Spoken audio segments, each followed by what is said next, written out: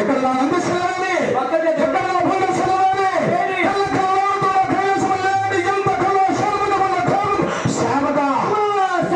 ఆది సంగము నీవు అమర నీవు పరమచంద్ర నీవు బ్రహ్మ నీవు సచ్చిదానంద స్వామి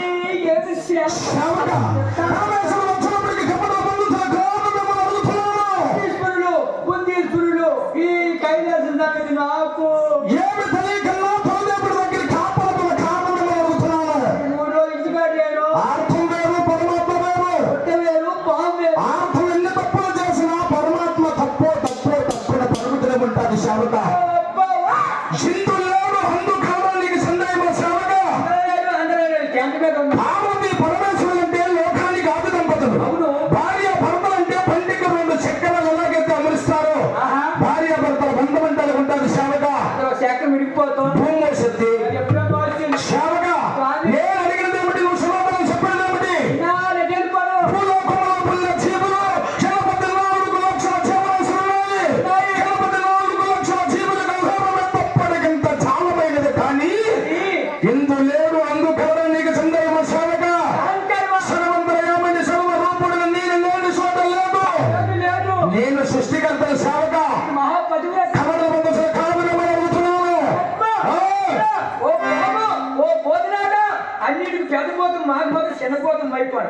ఆ మహత్తల్ని ఆ సర్వతయామి ఆ సర్వరూపిణి ఆదిపద చెప్తే నువ్వు వస్తావని గోరు గోరు గోరు గోరుమని ఏడుతాను అవుతున్నా సేవక. పరమేశ్వరుడు వచ్చినప్పటికీ కవడ బంధువుల కారణమేమో అడుగుతున్నాను. నీకు తెలియదు సేవక. నేను సృష్టికర్తని నాకు తెలియదు ఏమన్నా అడుగుతున్నాను. అందుకే వెళ్ళిపోతా సర్వము నేనే సేవక. నిలబడాలి.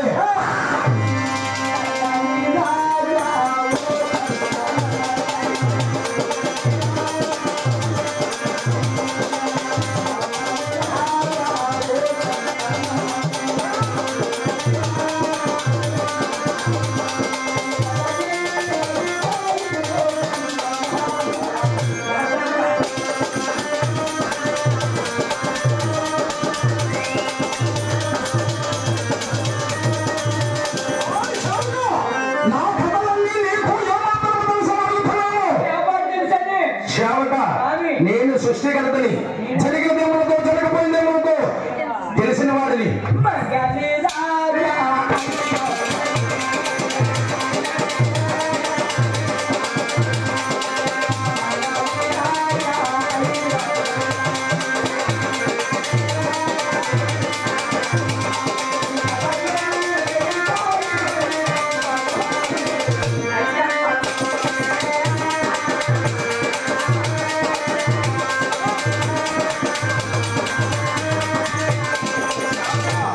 అయ్యప్ప అయ్యప్ప అయ్యప్ప నందులు. అయ్యప్ప అంటే ఎవరు?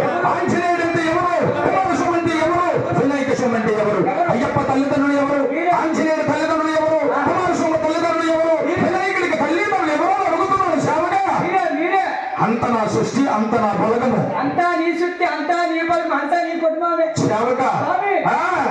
మహాత్మా శంకర నువ్వు దేవుడు అని స్వామి అని పెద్ద పాము అని అయోధ్య రాముడు అని నీ గోలింగం మీద నీళ్ళేసి పోలేసి పుట్టేసి పొందేసి పొందేసి ఇల్లు పండు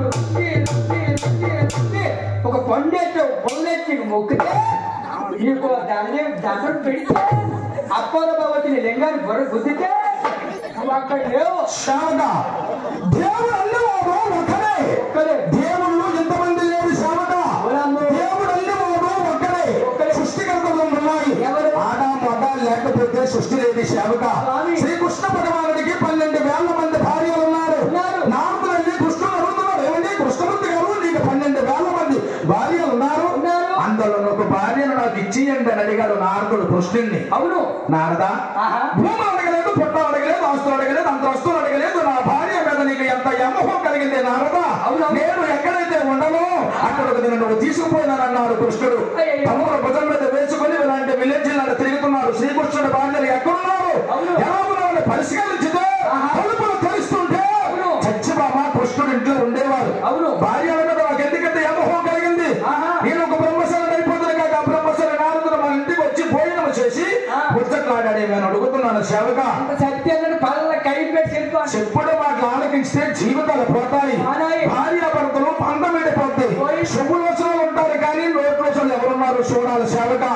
నా భార్య వెచ్చన్నది ఎలా ఉన్నదని అడుగుతున్నాను. నా భార్య 18 చోట్ల 18 శక్తిపీఠలుగా వెలిసింది. లోకమాత జగన్మాత భూలోకమాత ఆదిపల సిద్ధనంత రూపుడి గలండి కోటి బ్రహ్మణ నాయిక. నా భార్య 18 చోట్ల 18 శక్తిపీఠలుగా వెలిసింది. మహాతల్లి దక్షుడింట్లో పుట్టింది. దక్షుడు వెగ్గుమ చేస్తున్నాడు. చుట్టుపక్కల గ్రామాలకల్లా చెప్పాడు, చుట్టుపక్కల మండలాలకు కూడా చెప్పాడు.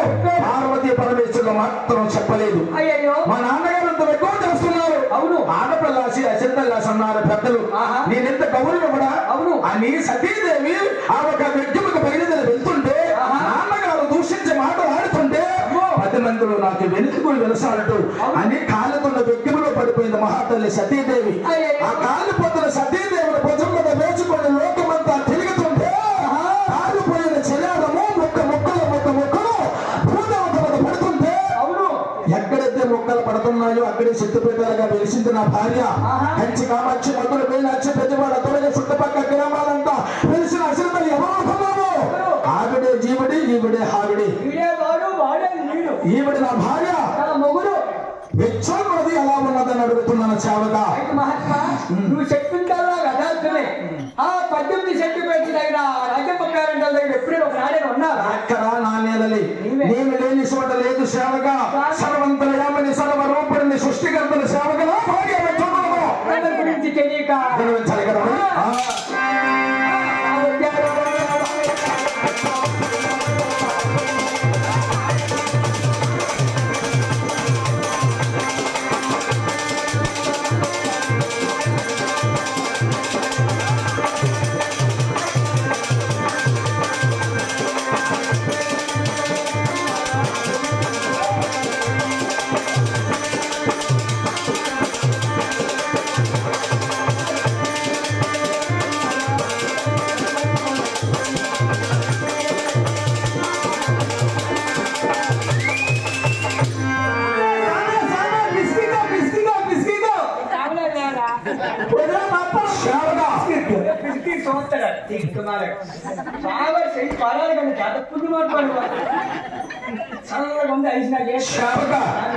సేవ గడితే అడిగానా పువ్వులు అడిగానా ఆడవాళ్ళు ఉండేవారంటే శనివారం స్నానం చేస్తే శనివారం వచ్చిందాక దీప తోప నైవేద్యాలతో కళ్ళకళ్ళ ఇంటిలో దీపాలు పెట్టేవారు కాదు.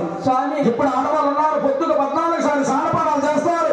కట్టేసే కట్టులో వేసే నగలు వెయ్యలు ఎన్ని నగలున్నా ఎన్ని సేవలున్నా కొడుతున్నా పెడుతున్నారు తాపెత్తడమే కానీ రేపు వచ్చే భవిష్యత్తు ఎలా ఉంటామో అని ఆలోచించిన ఆడవాళ్ళు ఎవరైనా ఉన్నారని నిన్ను అడుగుతున్నాను సేవగా. మహాతల్లి ఎంతమంది ఉన్నారు మీలాంటి వాళ్ళు?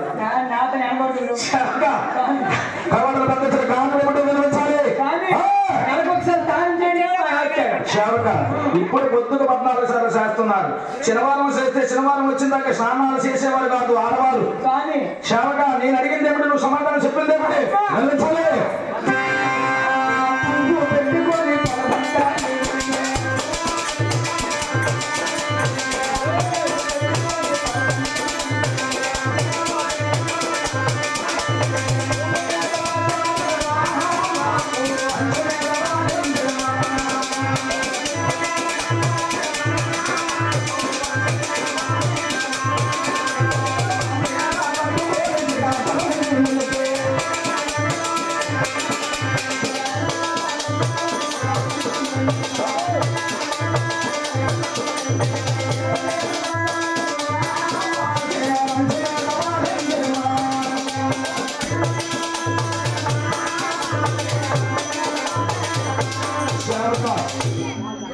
ఇదేమనుకున్నావు? ఇది సభ. సభ అంటే ఒక వృక్షము. వృక్షానికైనా జంటలు ఉంటాయి, జంటలకైనా కొమ్మలు ఉంటాయి. కల్లా విద్య విధానం తెలిసిన పెద్దలు ఉన్నారు, పూజ్యులు ఉన్నారు, కళాకారులు ఉన్నారు, పండితులు ఉన్నారు, పామరులు ఉన్నారు. స్టేజ్ మీద ఉన్నంత మాత్రాన్ని పెద్ద మనుషులు కాదు. కళను పోషిస్తున్నాం కనుక స్టేజ్ మీద ఉండగలిగాం. వాళ్ళ కంటలో నరకాలంటే వాళ్ళు సేవగా వినవించాలి. నీ గురించి నాకు తెలియక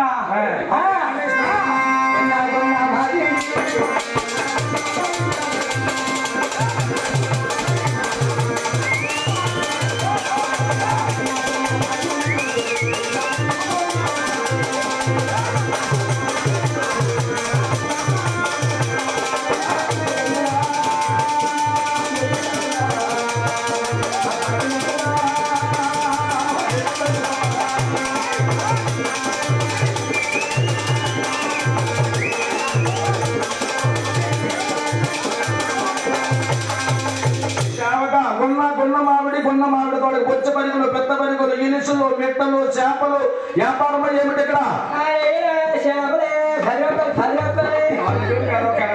స్వామి వ్యాపారస్తుంది కింద పెట్టి సేవక ఎందలా తినకూడదని ఎందలు రాసి లేదు సేవక ఇప్పుడు అన్ని అనుభవించుకోవడమే ఏమి నాకు లాభం ఏంటి చూసుకొని ఊరుకుంటాను రావచ్చు చీన్ బాబు వచ్చా చూసి వెళ్ళిపోయాడు అంటాడు మేసారి అప్పని బాబు వచ్చాడు వాసన వేస్తుంది ఇక మేటల్లా చెందుకు వస్తాడు అది వద్దని వస్తాడు మళ్ళా అప్పన బాబు వచ్చినాడు కిరాయ రోజు పండ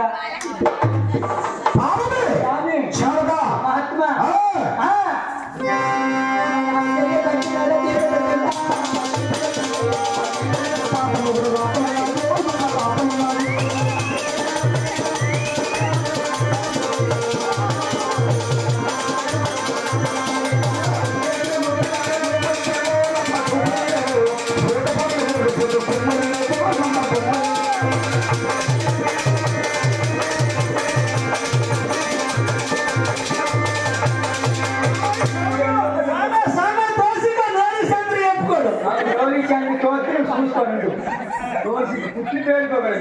నన్ను కంపల్సరీ అయ్యిందే ఆపరేషన్ అయింది కంపల్సరీ ఏమిటి అదే అది కత్తి ఇది తగువు నీదే నాదని అడుగుతున్నాను నా దేవుడు ఎచ్చోన్నది ఎలా ఉన్నదని అడుగుతున్నాను ఒకసారి పిలిచేస్తున్నా ఒక్కసారి పంపించాలి